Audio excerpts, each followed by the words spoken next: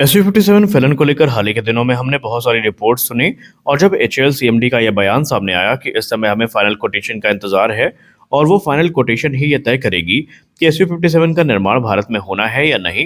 लेकिन इसी बीच भारत के एक और वेटरन ने इस पे कुछ बड़ी टिप्पणी करी है, जहां पर अब हमें ये आभास मिल रहा है कि क्या भारत वाकई दुनिया का एक एडवांस फाइटर एयरक्राफ्ट कहा जाने वाला फाइटर जेट जो कि SU-57 फिलन है उसको अपने ही देश में बनाने जा रहा है, और अगर हाँ तो क्या ये भारत के लिए सस्ता पड़ेगा या फिर ये भारत के लिए एक और महंगा डिफेंस प्रोजेक्ट बनने वाला है। क्योंकि जो न्यूज़ निकल के सामने आ रही है वो थोड़ी चिंतित करने वाली है। आज हम जानेंगे पूरा सच, जहां पर हम कॉस्ट को, टेक्नोलॉजी को, फायदे को और चुनौतियों को डिस्कस करेंगे। नमस्कार दोस्तों, आप देख रहे हैं आईने हिंदी, जहां पर हम पहले बात करने वाले हैं SU-57 डील के बारे में। हाल ही में भारतीय वायुसेना के एक वेटरन ने कहा कि अगर भारत SU-57 का डोमेस्टिक प्रोडक्शन करता है तो इसकी लागत काफी कम हो सकती है। मतलब कि सीधा रूस से खरीदने के बजाय अगर इसका निर्माण भारत में ही किया जाए तो ये भारत के लिए बहुत कॉस्ट इफेक्टिव हो सकता है। लेकिन सवाल ये उठता है कि क्या ये वाकई संभव है और क्या हम वाकई ऐसा करेंगे। देखिए, भारत इस क्षेत्र में अगर हम ये कहें कि एक नया खिलाड़ी है तो हम गलत हैं। भारत ने पहले ही MiG-21, MiG-29 और खासकर सुखोई 30 MKI जैसे फाइटर जेट को लाइसेंस प्रोडक्शन के तहत बनाया है। यानी इसका फायदा ये हुआ कि हमारे इंजीनियर्स को अच्छी खासी रूसी डिज़ाइन की समझ मिली, बहुत सारा अनुभव मिला, सप्लाई चेन और मैन्युफैक्चरिंग इकोसिस्टम तैयार हुआ, मेंटेनेंस और अपग्रेड की क्षमता में भी एक व्यापक विस्तार हुआ। यानी हमें बहुत सारी नई चीज़ें यहाँ पर देखने को मिली और एक अच्छा खासा अनुभव मिला। अब बात करते हैं SU-57 अगर भारत में बनता है तो इसके फायदे क्या होंगे और लागत कैसे घटेगी। देखिए, यहाँ पर कई चीज़ें हैं। पहली बात तो अगर ये भारत में बनता है तो मजदूरी यानी लेबर सस्ती होगी, लोकल सप्लाई चेन्स हैं, ट्रांसपोर्ट और लॉजिस्टिक का खर्च कम होगा और स्पेयर पार्ट्स भी देश में बनेंगे। इससे न सिर्फ खरीद की कीमत घटेगी बल्कि लॉन्ग टर्म मेंटेनेंस कॉस्ट भी कम होने वाली है। यानी सेम SU-30 MKI का फॉर्मूला। शुरुआत में SU-57 लगभग 30% इंडिजिनस होगा, यानी 30% तक उसमें जो पार्ट्स और कंपोनेंट हैं वो इंडिजिनस होंगे। लेकिन धीरे धीरे इस मात्रा को बढ़ाकर 70% एंड अबव जाया जा सकता है। यानी कि इन क्षेत्रों में अगर हम एवियोनिक्स को देखें, मिशन सॉफ्टवेयर को देखें, इलेक्ट्रॉनिक वॉरफेयर सिस्टम को देखें और कुछ स्ट्रक्चरल पार्ट्स को देखें तो इनको हम बड़ी संख्या में या बड़ी मात्रा में इंडिजनाइज कर सकते हैं। इसका मतलब ये है कि भारत धीरे धीरे इस फाइटर जेट पर अपना कंट्रोल बढ़ा सकता है। रूसी फाइटर जेट की एक खासियत है, वो है उनकी लंबी उम्र। फिर चाहे आप MiG-21 से लेकर SU-30 MKI तक का इतिहास देख लें, ये विमान आराम से आपको 40 से 50 साल तक उड़ान भरते नजर आ सकते हैं। इनफैक्ट रूस भी अभी रशिया यूक्रेन वॉर में अपने जो पुराने MiG-35 हैं, सॉरी MiG-35 के अलावा MiG-31 है सॉरी, उसको यूज करता आपको नजर आता होगा। अब यही चीज आपको प्रमाण देती है कि अगर SU-57 भारत में 2035 तक भी ज्वाइन कर लेते हैं तो ये 21वीं सदी के अंत तक सर्विस में रह सकते हैं। यानी एक बार निवेश और दशकों तक का फायदा। भारत खुद भी अपने 5th जनरेशन फाइटर प्रोग्राम पर काम कर रहा है, जिसे हम एमका के नाम से जानते हैं। और अगर भारत SU-57 को लोकली बनाता है तो स्टील टेक्नोलॉजी की समझ बढ़ेगी, मैन्युफैक्चरिंग एक्सपर्टीज मिलेंगी, टेस्टिंग और इंटीग्रेशन का अच्छा खासा अनुभव भी हमें इस प्रोग्राम के अंतर्गत प्राप्त होगा। इससे advance medium combat aircraft programme भी तेज हो सकता है। लेकिन यहाँ पर सारी चीज़ें आराम से हो ये ज़रूरी नहीं।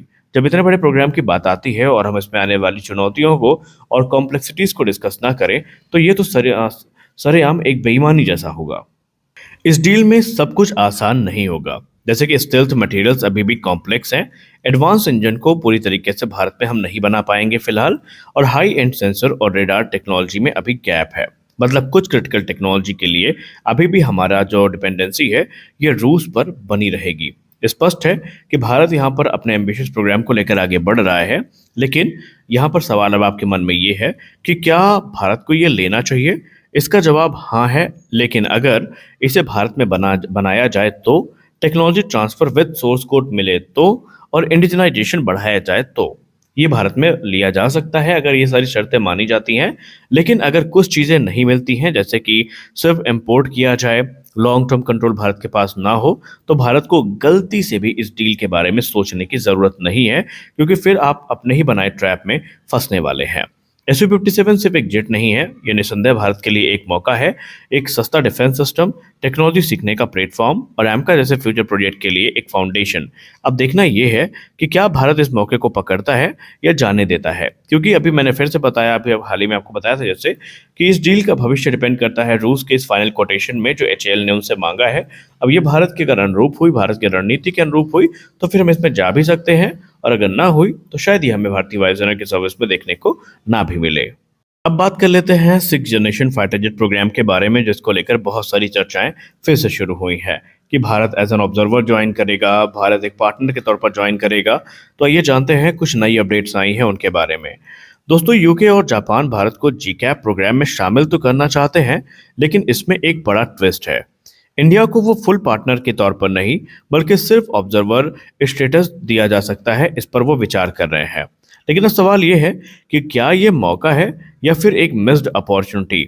हम समझेंगे GCAP क्या है, इंडिया को फुल पार्टनरशिप क्यों नहीं मिल रही है या क्यों नहीं मिल सकती, और इससे भारत को क्या फायदा और क्या नुकसान होगा। देखिए, GCAP का मतलब है ग्लोबल कॉम्बैट एयर प्रोग्राम। ये एक जॉइंट प्रोजेक्ट है यूके, जापान और इटली का।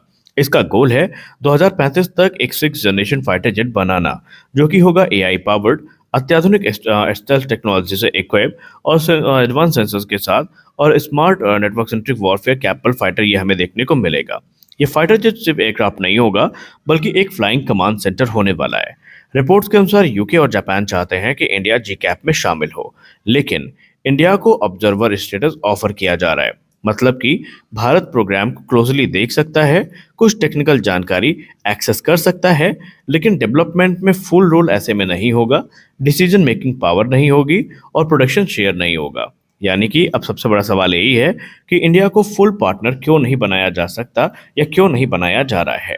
इसके पीछे के 3 बड़े कारण बताए जा रहे हैं। पहला है टाइट टाइमलाइन। GCAP का टारगेट है 2027 तक डेमोन्स्ट्रेटर फ्लाइट और 2035 तक फुल इंडक्शन। अगर भारत भी जुड़ता है तो प्रोजेक्ट डिले हो सकता है। दूसरा, इंटीग्रेशन कॉम्प्लेक्सिटी। भारत को इंटीग्रेट करने का मतलब है कि नए सिस्टम जोड़ना, कोऑर्डिनेशन बढ़ाना और डिसीजन मेकिंग स्लो होना। तीसरा, स्ट्रेटेजिक कंट्रोल। यूके, जापान और इटली अपने कोर टेक्नोलॉजीज को कंट्रोल में रखना चाहते हैं। अब बात करते हैं, क्या ऑब्जर्वर रोल बेकार है? इसका जवाब है बिल्कुल नहीं। इससे भारत को 6th जनरेशन टेक्नोलॉजी का एक्सपोजर मिलेगा, स्टेल्थ AI सिस्टम्स की अंडरस्टैंडिंग मिलेगी और फ्यूचर कोलैबोरेशन का रास्ता साफ होगा। और सबसे इंपॉर्टेंट, भारत अपने एमका प्रोग्राम को इम्प्रूव कर सकता है यहाँ से मिले नॉलेज को यूज करके। इंडिया खुद भी अपने 5 और 5.5 जनरेशन एयरक्राफ्ट पर काम कर रहा है, जो भारत को अपना बहुत ज़्यादा अनुभव जो GCAP से मिलेगा उसको यूटिलाइज करने का मौका देंगे। GCAP से सीखकर एमका की टेक्नोलॉजी बेहतर हो सकती है, डेवलपमेंट फास्ट हो सकता है, यानी कि इनडायरेक्ट भी इस प्रोग्राम के बहुत सारे फायदे हैं। लेकिन ऑब्जर्वर स्टेटस सिर्फ शुरुआत है। भविष्य में इंडिया प्रोडक्शन में शामिल हो सकता है, डीपर पार्टनरशिप बना सकता है, इवन लेटेस्ट स्टेज डेवलपमेंट में उसको एंट्री भी मिल सकती है, लेकिन सब डिपेंड करेगा इंडिया की कैपेबिलिटी और निगोशिएशन पावर पर। तो ओवरऑल पिक्चर यही है कि इंडिया को GCAP में एंट्री मिल रही है, लेकिन लिमिटेड रोल के साथ। फुल पार्टनरशिप का अभी कुछ क्लियरेंस नहीं आया है, और यहाँ पर फायदा यही है कि भारत इसके साथ ही बहुत सारी नई टेक्नोलॉजीज को सीख कर अपने प्रोग्राम्स पे इम्प्लीमेंट कर सकता है। तो आज के इस वीडियो में बस इतना ही। मिलते हैं अगले वीडियो में कुछ अपडेट्स के साथ, तब तक के लिए जय हिंद।